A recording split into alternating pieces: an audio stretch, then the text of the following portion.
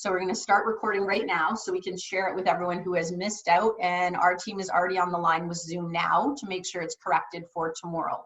So our apologies because we are starting super late.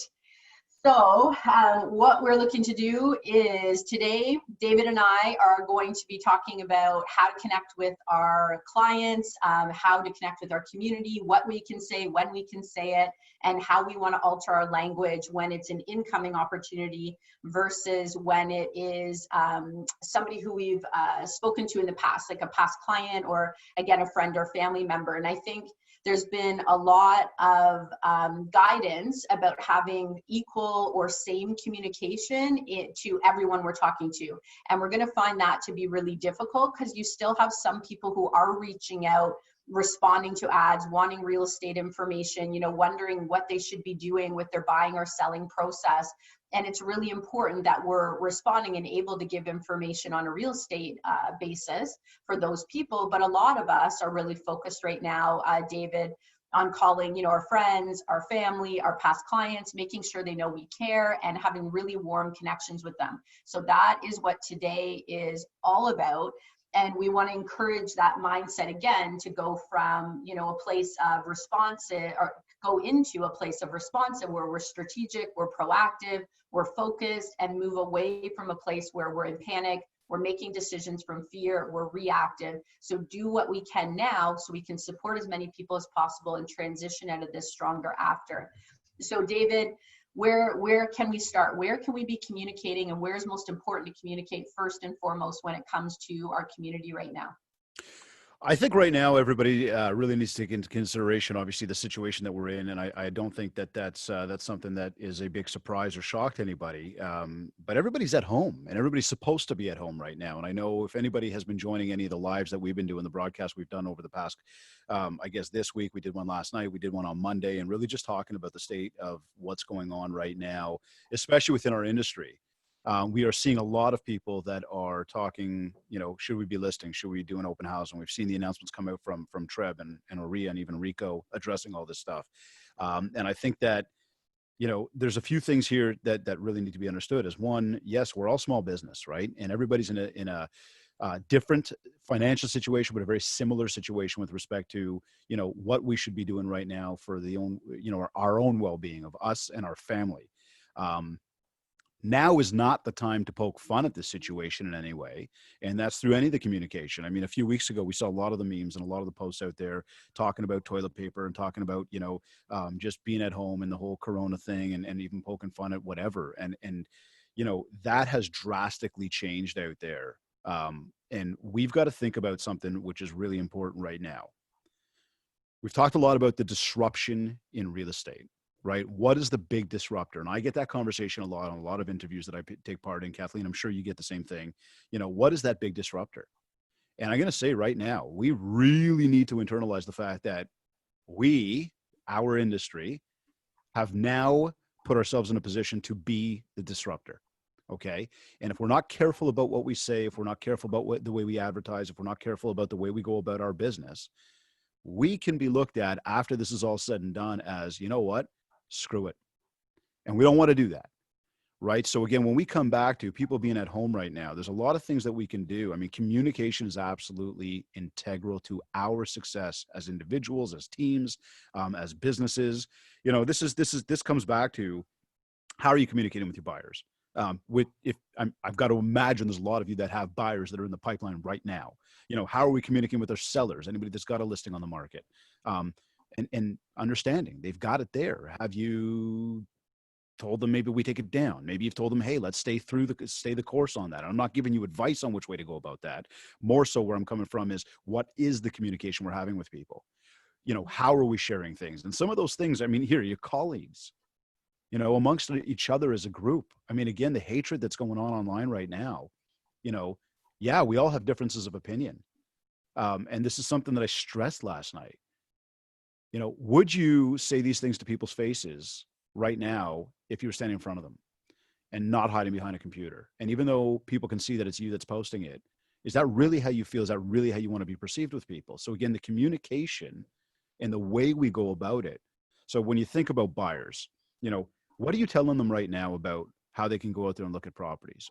How are you advising them? And we'll talk a little bit more about video. And I know Ron and I were talking a bunch about leveraging Zoom and leveraging, what equipment we might require for this type of stuff. And I certainly don't want to overcomplicate any of it, because for everybody that's on the call right now that's watching, you could all turn your microphones on if you want to. You all have a camera if you want to. And I'm not saying do it. I'm just saying you have it. That's it. You've got the tools you need. So to be able to communicate virtually is very, very simple. So again, what advice are you giving to your buyers around how they can still shop for houses while they're sitting in the comfort of their home? You're sitting in the comfort of your home. We're doing the social distancing we're supposed to be doing to flatten this curve and get back to normal life faster than possible, right? Or as fast as possible, pardon me. And again, much the same with sellers. Where's the education there? And Kathleen, I'm not sure, what you guys as KBCC have been, coaching everybody on this call about. But it's really breaking it down in almost those three silos of, what am I telling my buyers? What tools am I providing to them? What am I telling my sellers? How am I letting them know all is good? We're in an okay position. Don't worry. And then preparing them for when we come out of this. Mm-hmm. And again, what am I telling my colleagues? What am I telling my teammates? When we talk about communication, I mean, and for those of you that have heard a bunch of my stuff over time, and even at Team Summit and different masterminds we've all done together, there are really 7 ways to communicate out there. And, the 7, you should be using all 7 in different ways, because this is not about hiding our heads right now and up and disappearing where people are going to go, where did they go? And I get it. There's a perception of, well, what if I'm out there advertising listings? What if I'm out there, promoting real estate? How does that look? And we had some very mixed opinions last night. I mean, there's people that are talking about a lot of the shops that are, downtown, and I know everybody's from all ends of the country here. But just, I mean, for any city right now, I know, especially Ontario, we're in a state of emergency. And I say especially because I'm here in Ontario, downtown Toronto, the nightlife, the restaurants, they've all had to essentially close down. They can do things where you order, but they've had to change the way they do business. We've all had to change the way we do business. I run my own small business, and I've got staff that are full-time employees. I'm in the process right now of trying to get everybody to be able to work mobile and giving them computers and everything else. And it's a lot of burden, but we can get through this. So looking at the communication, it's, use the email, get out there and share things with people. And we'll talk in a moment about what to share, but you think about your social media. How are you going on social right now? And what are you communicating? You think about your phone calls. This is a time to make calls. And I had somebody on another live that I was on the other day who said, well, I don't want to be calling my clients and selling right now. And I'm like, whoa, this is not about calling people and selling, whether they're clients, they're leads, they're, potential clients. This is not about selling anything. Really what we're always doing is trying to build a relationship with people. That is the biggest piece of the pie when it comes to our success in this business. And so just picking up that phone and making conversation will really put you in a great place for when this thing does end, for who people remember and why they remember you. And this is where I talk a lot about the mindshare concept, right? What kind of things are people seeing from you right now? So, I mean, when you're going to do social media, it's think before you post on something. Really think about your comment and your answer and your reaction to something, right? Think it through, because the pitchfork mentality is very real right now as people start to fend for themselves, which we're all looking out for ourselves right now. It's easy to get frustrated and upset with others about what they're doing. And maybe you've decided to stop doing something, but they continue to do it. These things are important, right? You got to think about how you react to that right now. Your beliefs, all of this will have an impact on you and will have an impact on the way people feel about you and think about you and even what people say about you.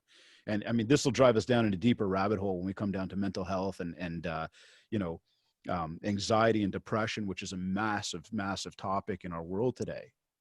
We don't know how we're affecting others, right? We talk about the hero. Who's the hero in any story?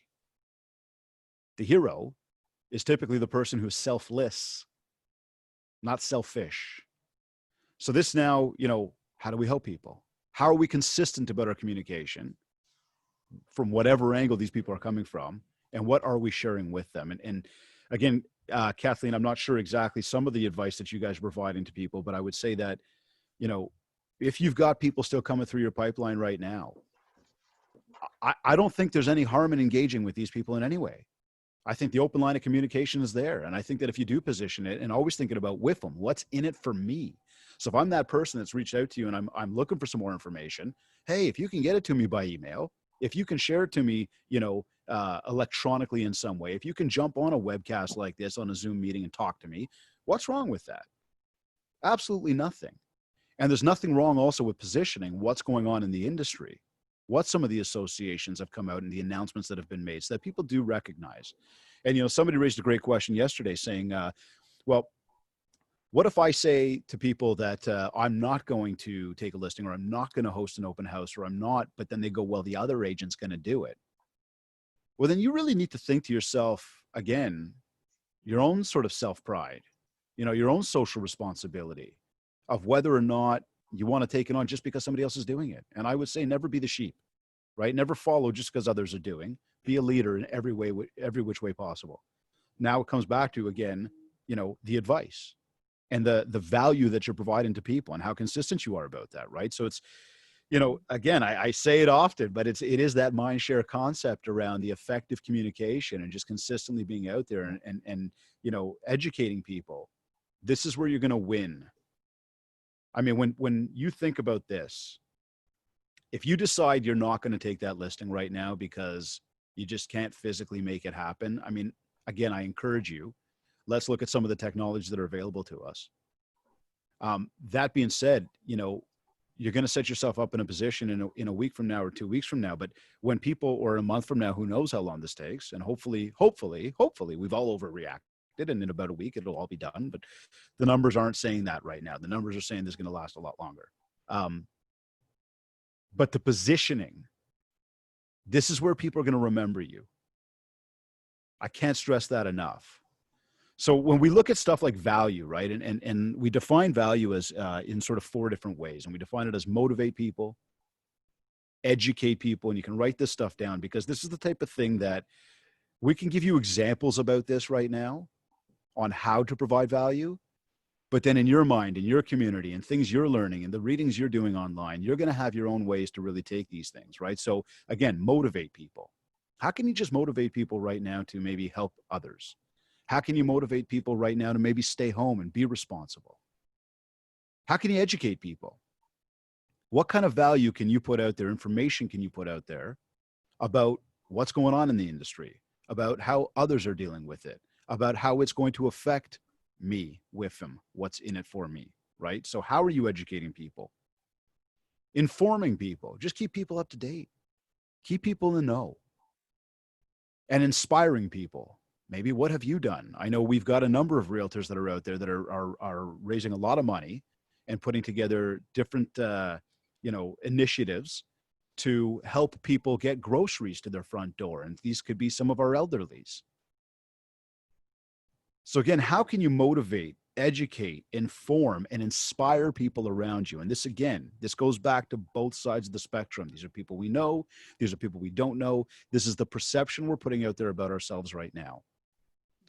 I think, and just because I know we want to kind of make sure that we're, if there's questions as well, please put them in the Zoom chat. And I apologize, I didn't introduce you, David, so I'm assuming everyone knows you. Just by the time I brought you on, I was like, okay, we're going to get going, right? My task-oriented mind takes over.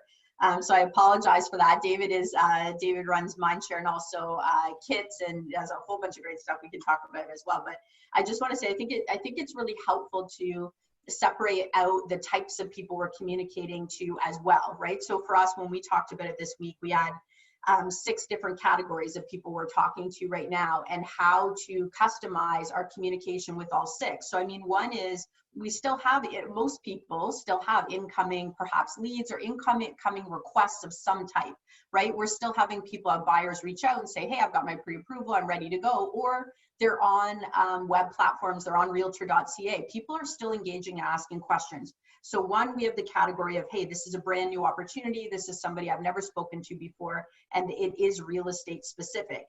Second, we have 2 types of follow-ups, right, that we're dealing with. We have follow-ups that are prior to the, crisis, prior to the pandemic happening.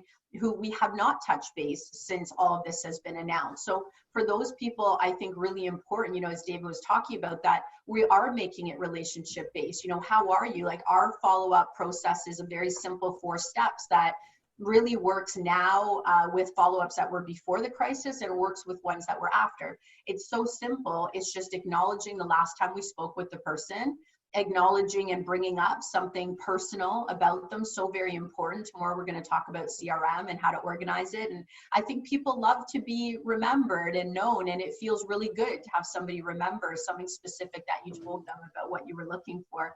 Number 3, remind them that, you know, I'm calling now because I promised I would. And I wanted to make sure that I kept my promise and I touched base with you. Number 4, how are things going right now? You know, before this, it would typically be, you know, where your real estate plan's at. But I think right now it's just, how are things going? Like David, I 100% agree, you know, shift to helping, and how are we going to be remembered right now? So both of those approaches work with follow-ups before the crisis started or in the middle, and follow-ups after. Follow-ups after are probably much more likely to still be real estate specific, because that's how they connected with you in the last couple of days. And we're known as realtors. And I think, again, it's really important to find some middle ground between all we can do is help and not think about our businesses at all. All we can do is think about businesses and potentially put people at risk. There is room in the middle for us to come up with solutions and work together. So category, and I will go through them quicker, David, I just thought it would help with what you're talking about.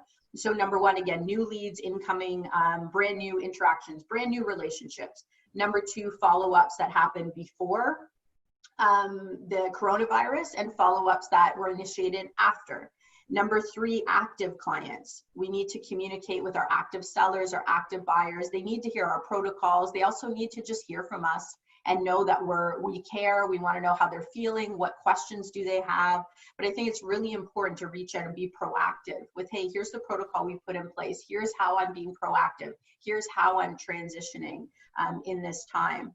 And number 4 is a new category for us, kind of, in our world. And that is clients that we used to meet with, you know, more so buyers than sellers, but that would go out and be active, and then they had to wait, you know, to save more for pre-approval, or to be pre-approved, down payment. They didn't get their pre-approval yet, or they just wanted to wait until they sold their house, or they had renovations to complete. Those people used to go on hold in our database as kind of like a paused plan in our system.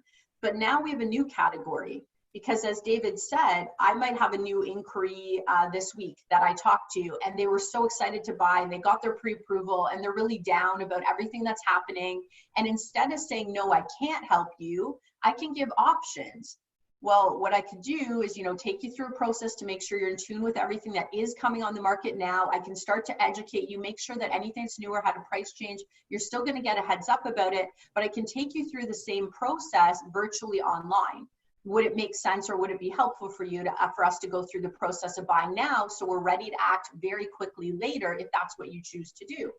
So we're going to go into a buyer consultation and even some market education about what are homes listed for now, what is good value right now, so they're a little bit more confident later on.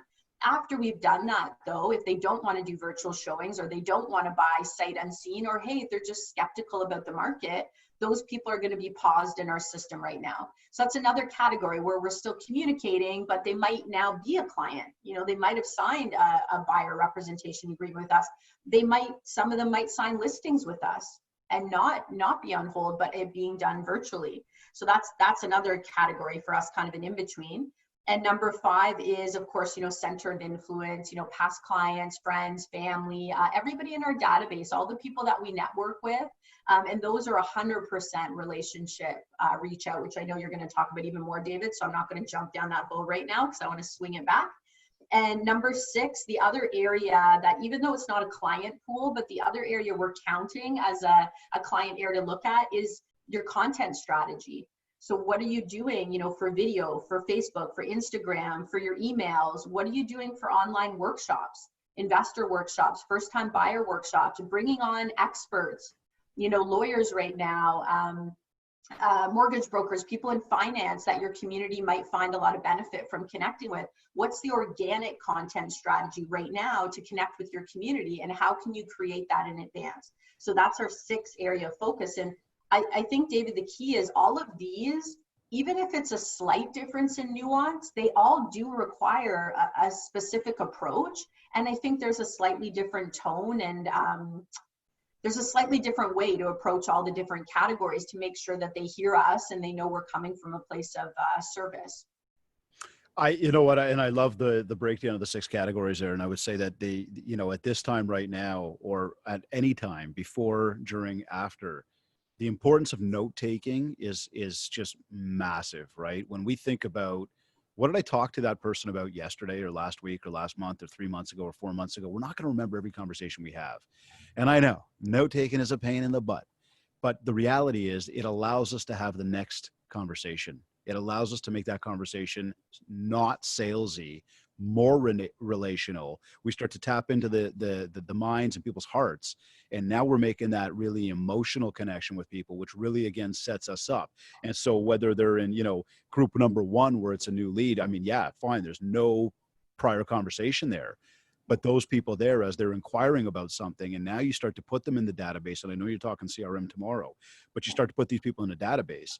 They go in there. What did they want to talk about? What did I send them? What was that touch point? And then how can I very quickly, try to connect with that person through an email, through a phone call? Wonderful. I've taken 2 of the channels.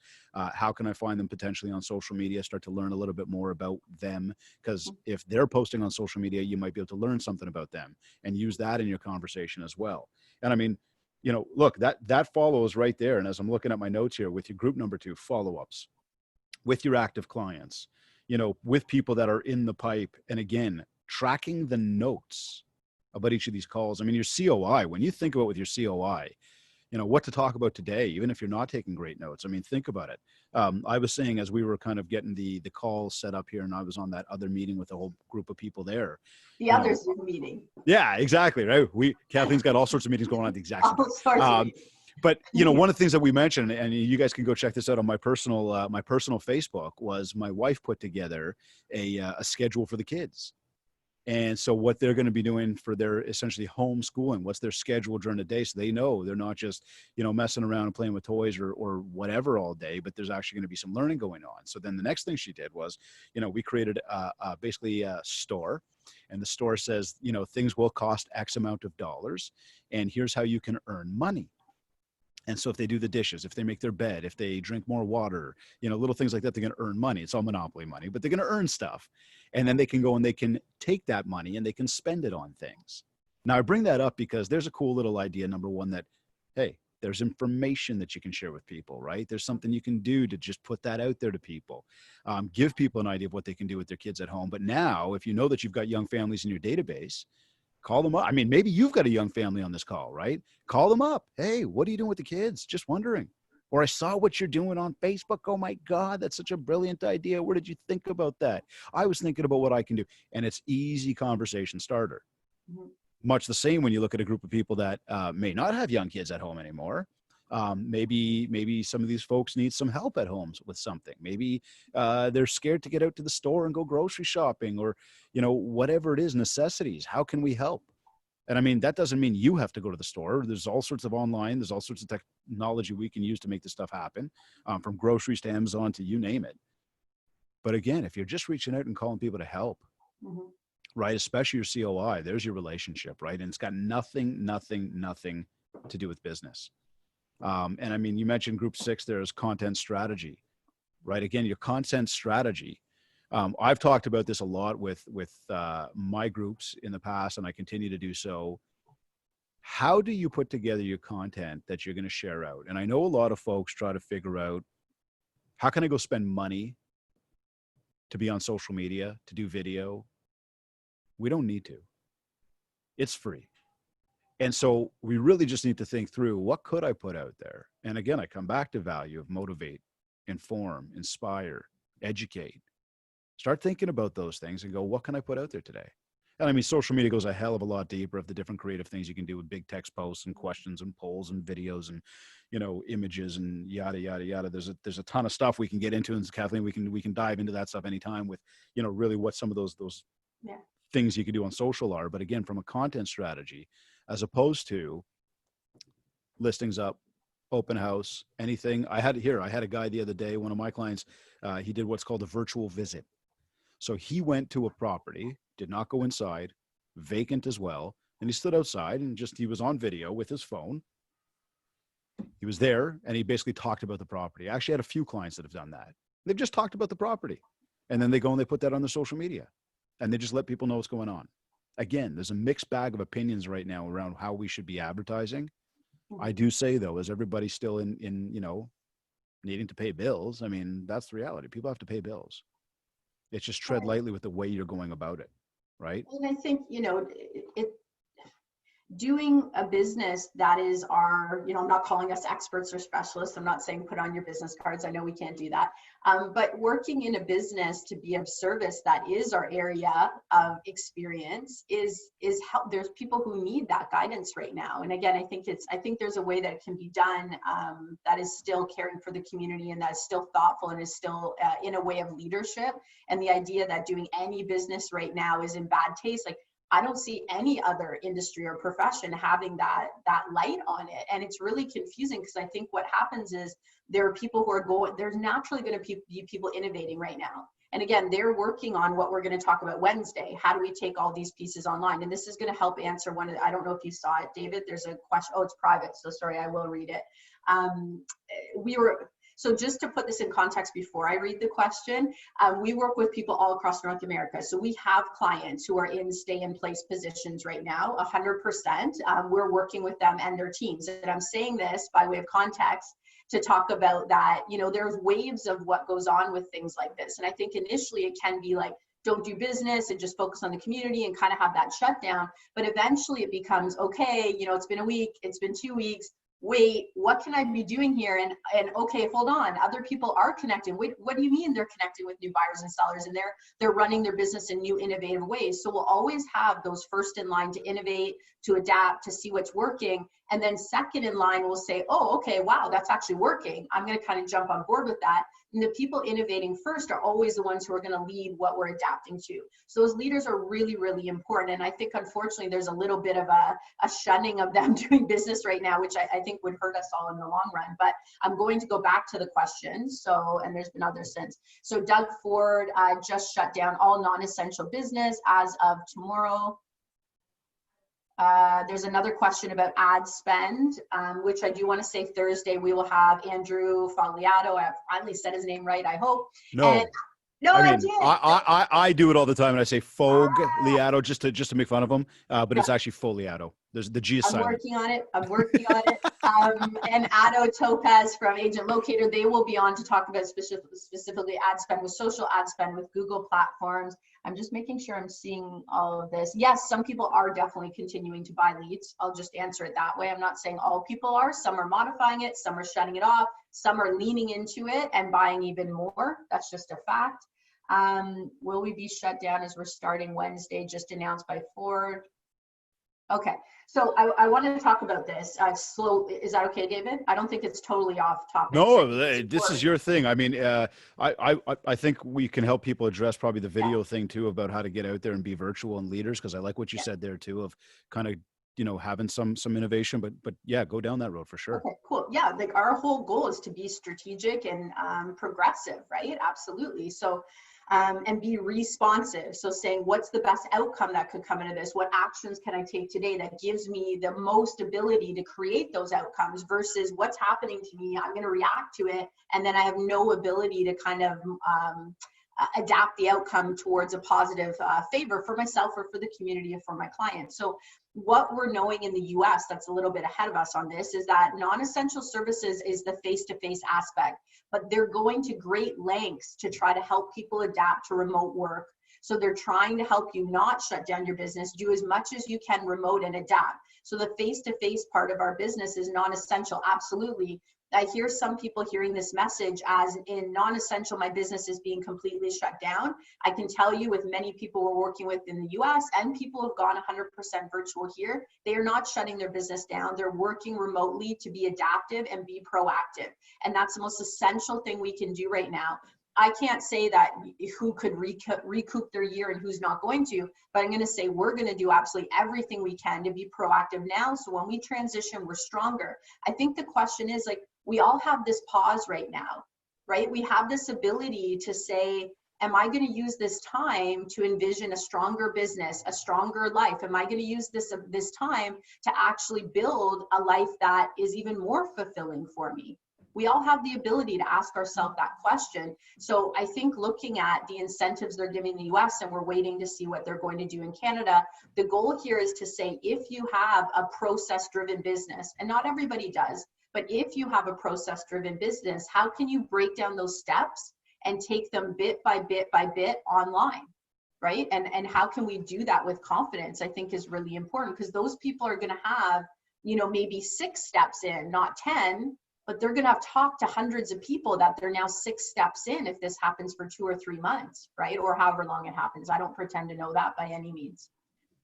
David, thoughts? Yeah, no, I love it. And I think, again, how can we take it online? I think a big deal now is for everybody, you know, for everybody that everybody's got a camera, right? We can all get on video. And for everybody that is shy of the camera, I get it. I completely understand it.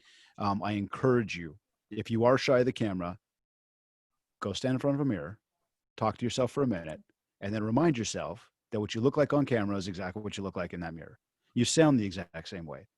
So, you know, there's no better time than right now, literally right now, to jump on that and start leveraging the camera, start leveraging what we're doing right now with this video call.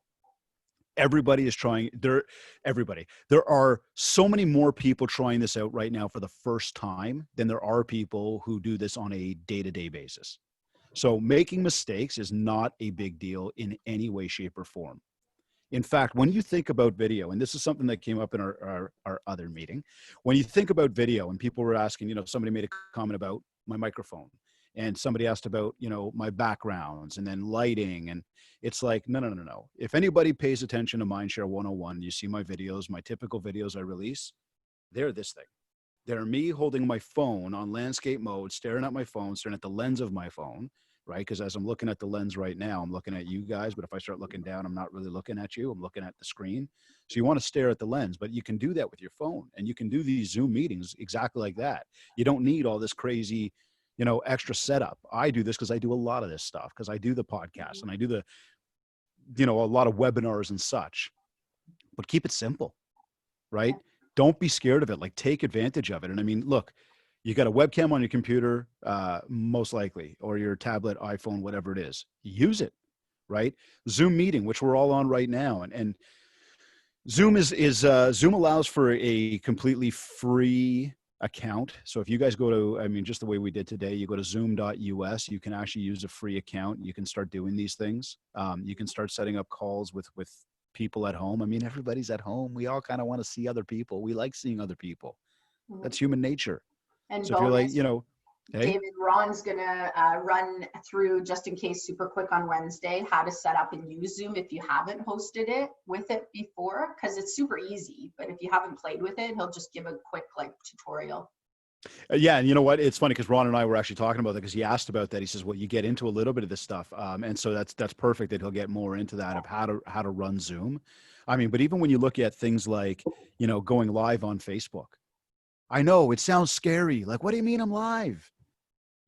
But as you're scrolling your social medias, as you're looking at videos on Insta or Facebook or YouTube, whatever, the stuff that we typically stop and watch is typically the stuff that's more raw, more real, more non-polished.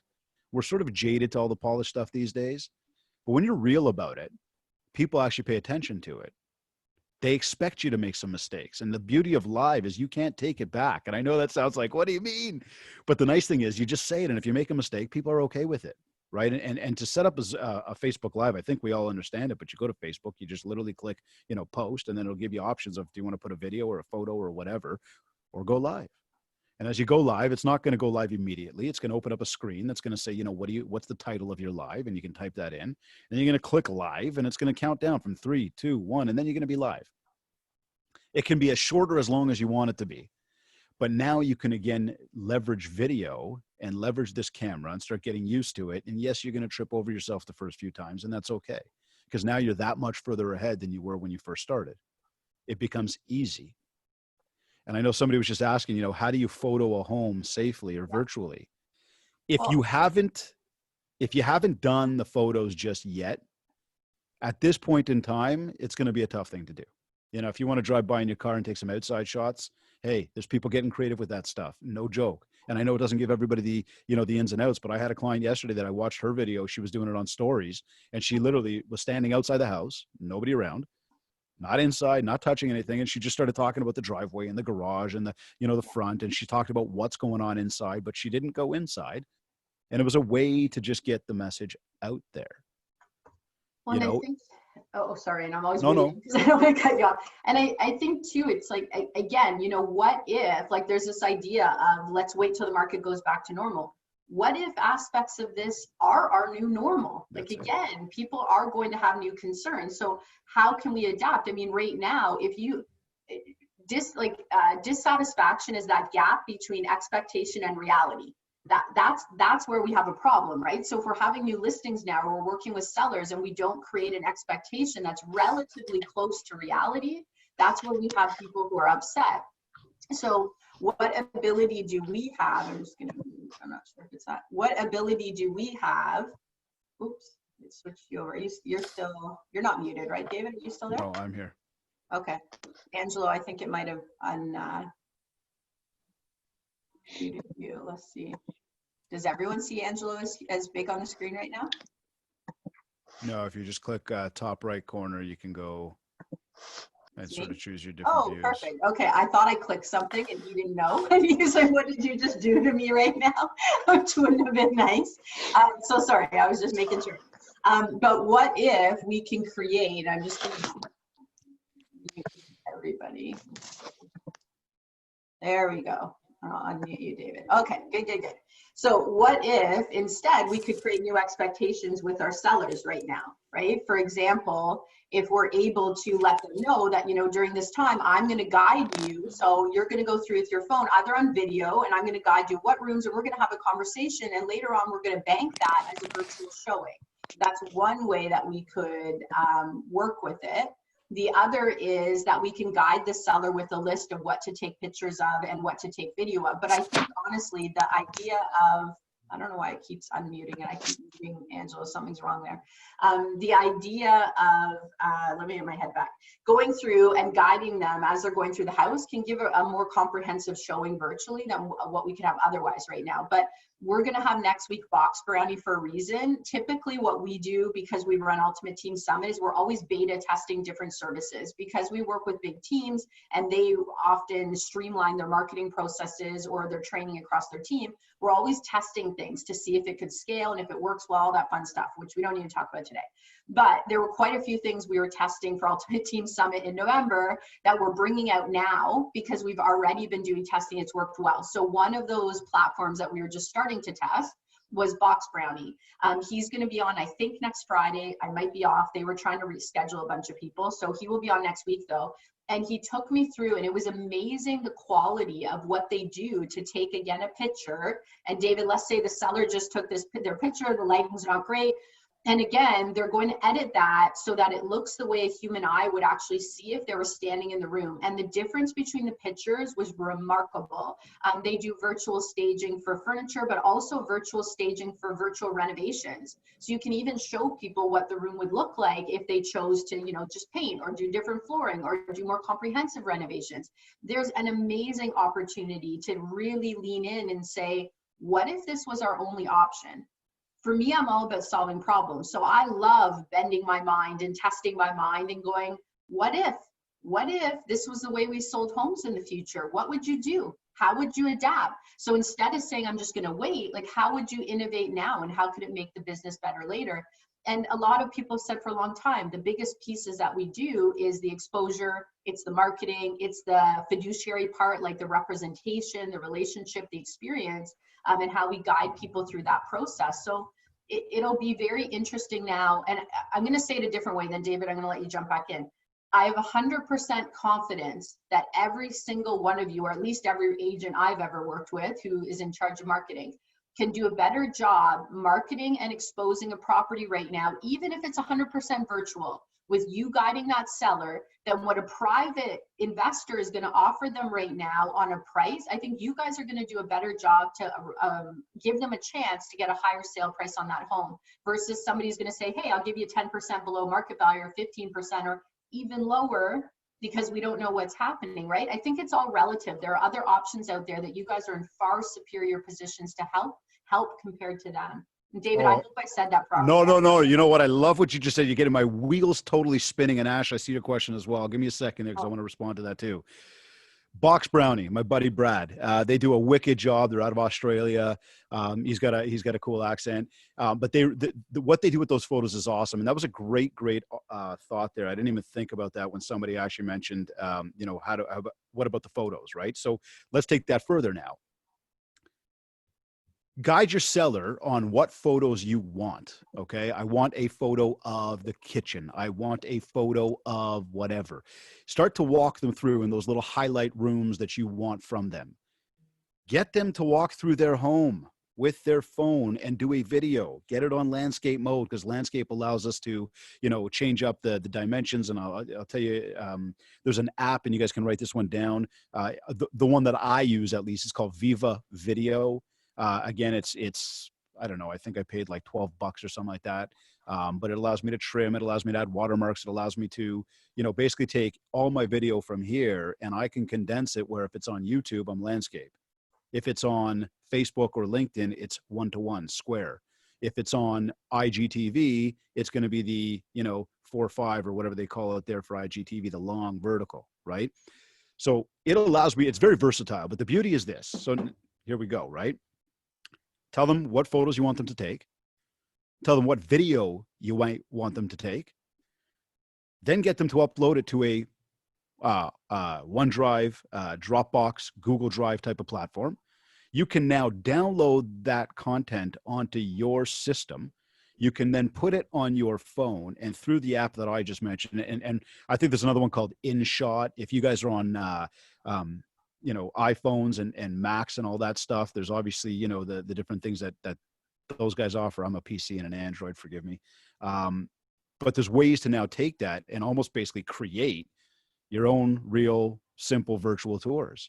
I mean, you want to go that much further. It's like Box Brownie's going to sit there and really update the photos and the pot lights and the sky, and they're going to make them very vibrant. The photo's going to look amazing. I mean, look, there's videographers out there that I'm sure right now are also doing the same thing. Your virtual tour people that that you do business with, they probably are not going out there right now. So exactly, send them to your videographer, send them to your, that person who's doing them, and say, edit this stuff. Here's the clips for you.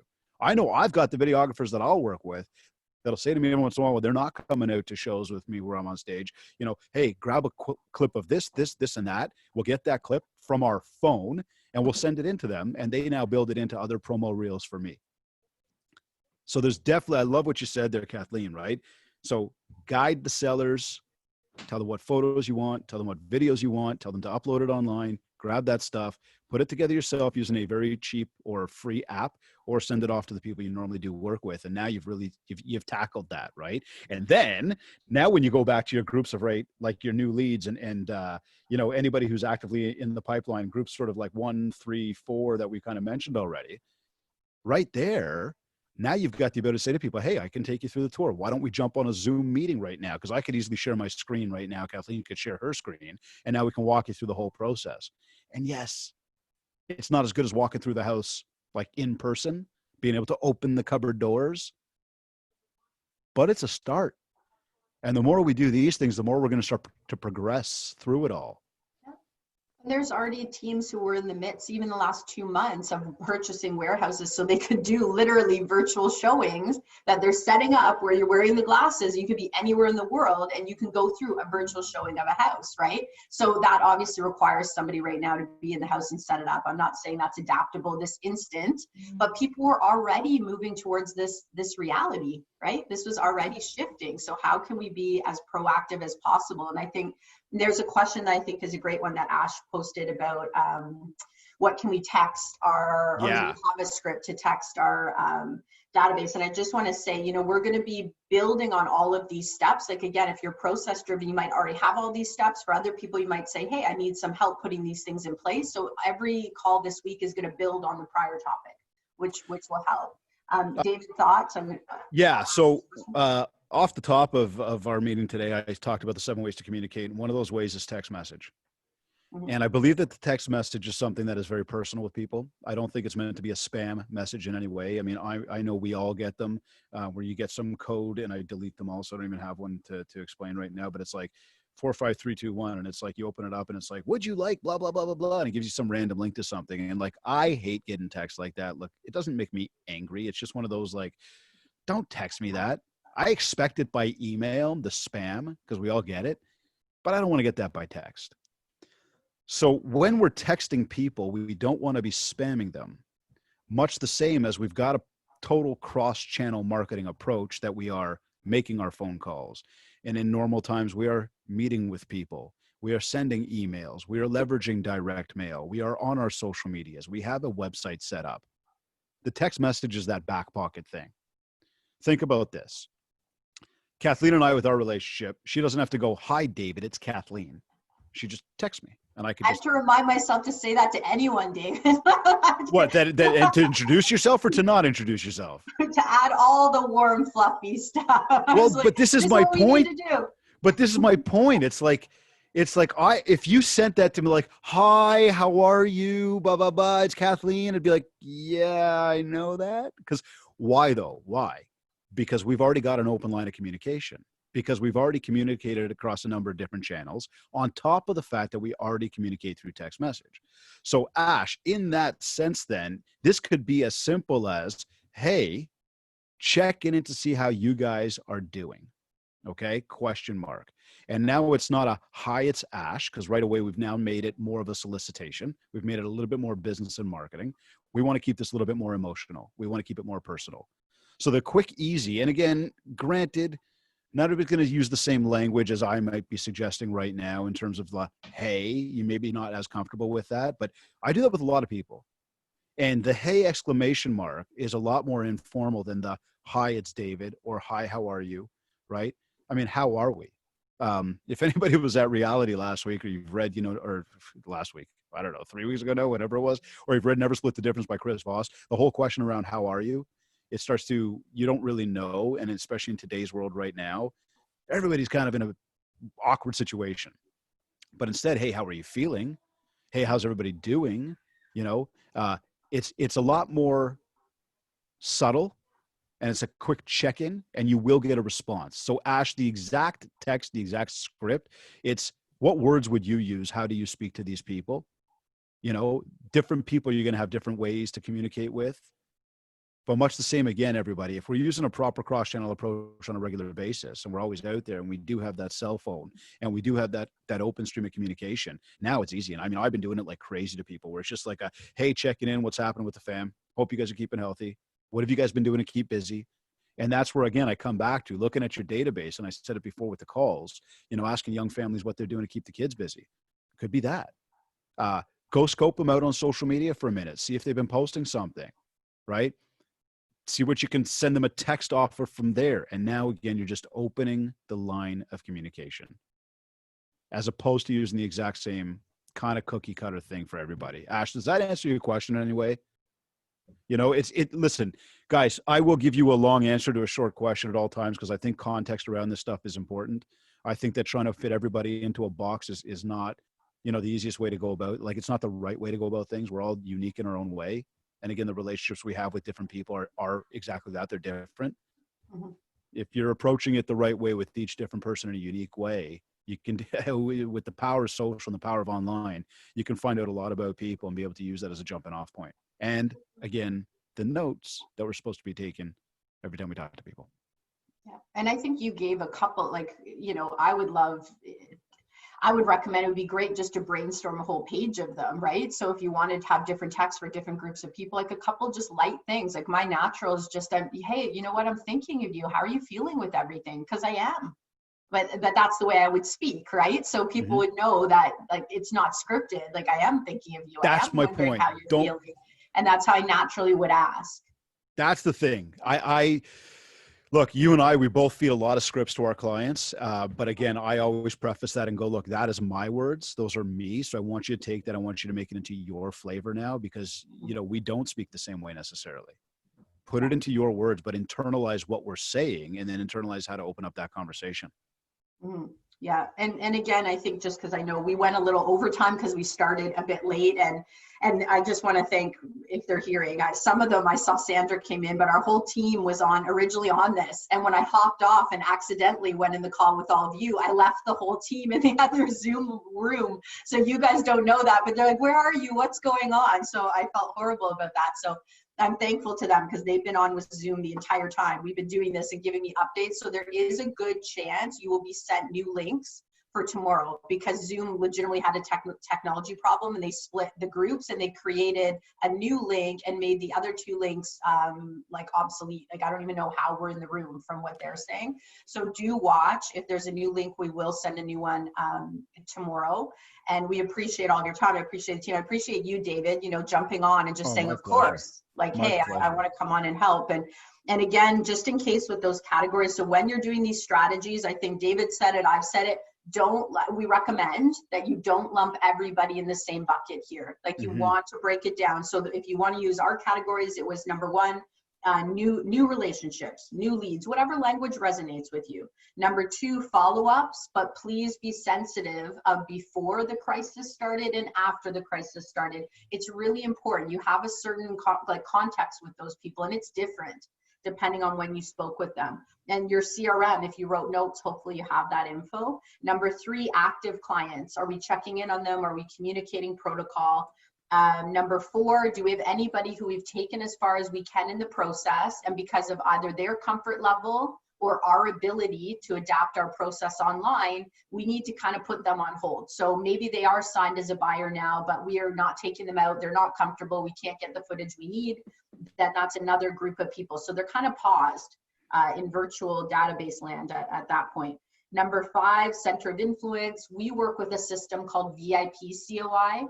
So if you're on this and you're a coaching client with us, please talk to your coaches about being specific to your VIPs and even connecting with them even a little bit more. Okay, and we might bring up some of that content for all of you over the next week, just organically.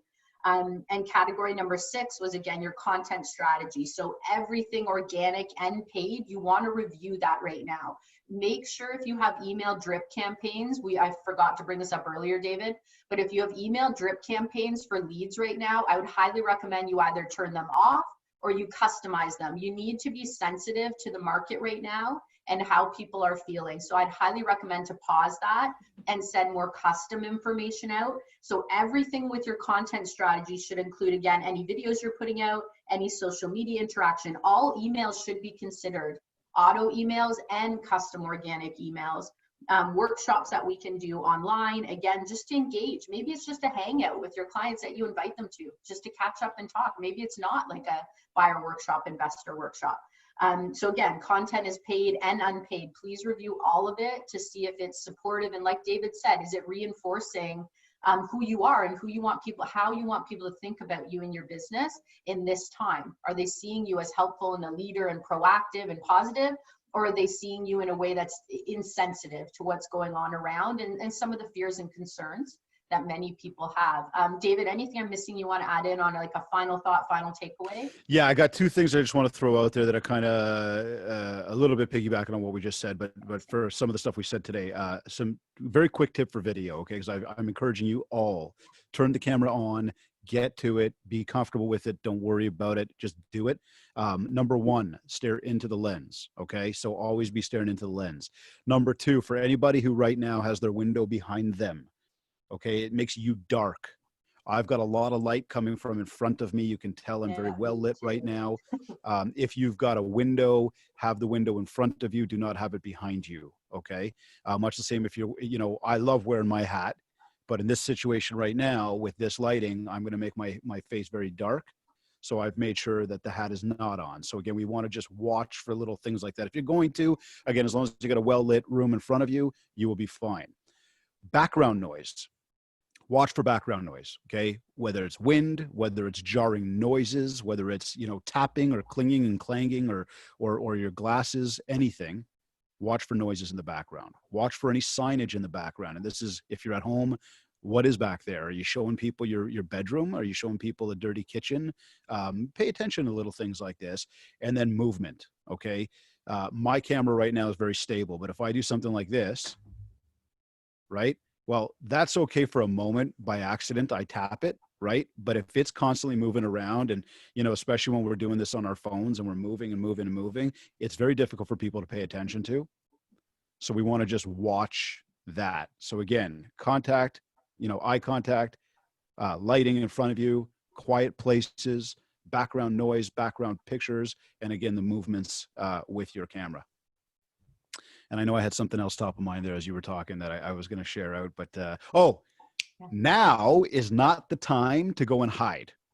Okay. So for everybody who thinks I'm just going to stop getting out there and I'm just going to let this pass. No, now's not the time to do that. Okay. The people that do that now are going to be forgotten about tomorrow. Be present, just do it with the right flavor, be proper with people, deliver the right message, but do not hide your head. Do not stop your stuff. Adjust your message, like Kathleen said. Adjust the emails, adjust the marketing. Don't stop it. Yeah, this is not Netflix time. So we'll leave it at that. This is not the era of Netflix moment in our history. It's the time for leadership.